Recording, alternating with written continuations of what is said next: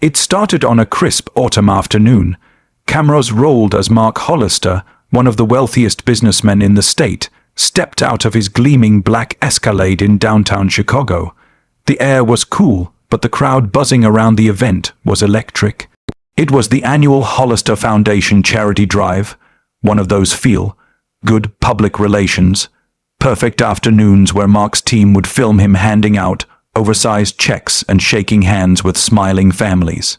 What no one knew, what even Mark himself didn't know, was that today his life was about to unravel right there in front of the cameras, and it would all start with the scream of a little girl. Mark wasn't a bad man. He was just busy. Success had shaped him, hardened him. Boardrooms, stock tickers, and profit margins had taken priority over late-night talks and bedtime stories. He had one daughter, Mia, just 6 years old, a bright-eyed little girl who worshipped him in the way only daughters can.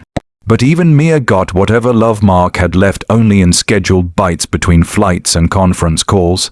Today was supposed to be simple: shake hands, smile for the drone cameras, write a check, but life had other plans. As Mark stood by the food truck line, posing with volunteers and making jokes about how bad he was at flipping burgers, Mia tugged at his sleeve. "Daddy, can I go get ice cream, please?" she asked, pointing toward a smaller group of kids sitting near a tent where volunteers were handing out free cones. Distracted, Mark nodded, barely glancing at her. "Yeah, honey, just stay where I can see you." Mia sprinted off with the carefree joy only children know. And that's when it happened. Moments later, her scream tore through the air. It wasn't a playful scream, it wasn't excitement, it was panic.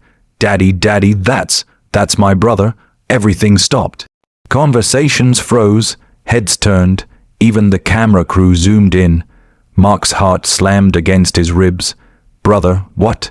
He followed her shaking, outstretched finger. There, standing barefoot near the edge of the park, holding a half-melted ice cream cone and wearing a threadbare hoodie several sizes too big, was a boy, maybe 7, maybe 8 years old, brown hair. Dirty cheeks, thin as a rail, and unmistakably, Mark froze. The resemblance was like a punch to the gut. The boy had his eyes, people around whispered. The cameras were still rolling. Mark blinked, trying to process. This couldn't be possible, but deep down, he already knew. This was Liam, the boy Mark had never met. The boy he hadn't even known existed until today.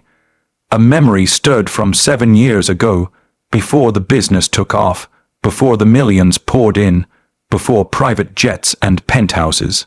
Back when Mark had been just another broke 20, something hustling through life. Her name was Emily. They'd had something real, for a little while, until the fights started, the misunderstandings, the distance. They broke up, she moved away, and apparently she'd been pregnant. Mark felt the blood drain from his face. His daughter stood there, trembling, tears streaking her cheeks, her tiny voice shaking. "Daddy, why didn't you tell me I had a brother?" Mark's PR manager, Jeff, rushed over. "Sir, cameras.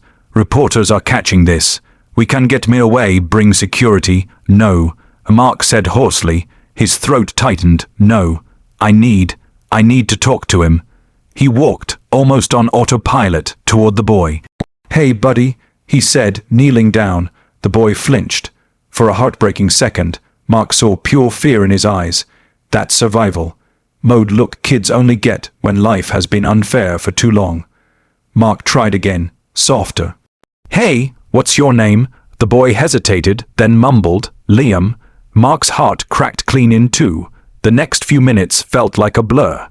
Volunteers explained that Liam had been coming by the park for food for weeks. That he stayed at a nearby shelter some nights, but mostly he was on his own. Emily, they told him, had passed away from a sudden illness 2 years ago. There'd been no family to claim Liam. The system had tried to place him, but he'd slipped through the cracks. A 7-year-old boy living on the streets, while Mark had been flying first class and giving charity checks to strangers. God, the weight of it hit him like a freight train. He hadn't just failed Liam. He'd abandoned him, even if it wasn't intentional, even if he hadn't known. The guilt still burned. That night, back at Mark's mansion, silence filled the air like fog. Mia sat cross-legged on the couch, holding a stuffed bear. staring at the boy who now sat awkwardly at the edge of the living room, picking at the threads on his worn jeans. Mark stood in the doorway, unsure what to do with his own hands, unsure how to speak, unsure how to breathe. It wasn't as easy as a feel-good movie montage. Mia had questions he couldn't answer. Liam was scared, withdrawn, angry. The first time Mark tried to sit beside him, the boy flinched so hard he nearly fell off the couch. And that night, when Mark peeked into the guest room, he found Liam curled up on the floor, sleeping next to a backpack full of crumpled papers, an empty granola bar wrapper, and a broken toy car. Like he didn't trust the bed. Like he was ready to run at any second.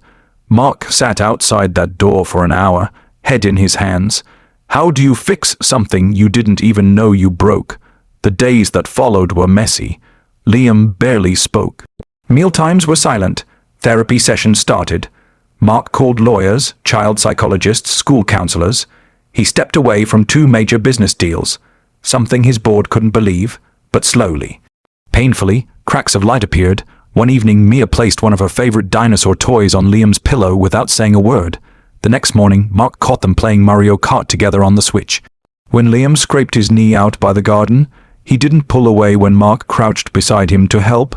Tiny steps, but steps. 6 months later, Mark stood in a crowded school auditorium. The same cameras that had captured his humiliation that day in the park were here again. But this time, they caught something else. They caught Mark holding Liam's hand, proud, tearful, as Liam walked across the stage for the school's Most Improved Student award. They caught Mia cheering louder than anyone. They caught a family, not perfect, not healed all the way, but trying. At the end of the video, as the sun set behind them, Mark sat on the porch swing with both of his kids tucked beside him. To anyone watching this, Mark said, staring straight at the camera, voice thick with emotion, "Don't wait until life screams at you to do the right thing. Don't let your biggest wake-up call be your kid crying your name in public, because you didn't notice them before." He looked down at Liam and Mia, kissed the tops of their heads and smiled. Genuine, tired, but full of hope. Family. It's not about perfect timing, it's about showing up, even if it's late. And with that, the video faded to black. The end. Final message on screen. Sometimes life doesn't give you second chances, but when it does, grab it with both hands.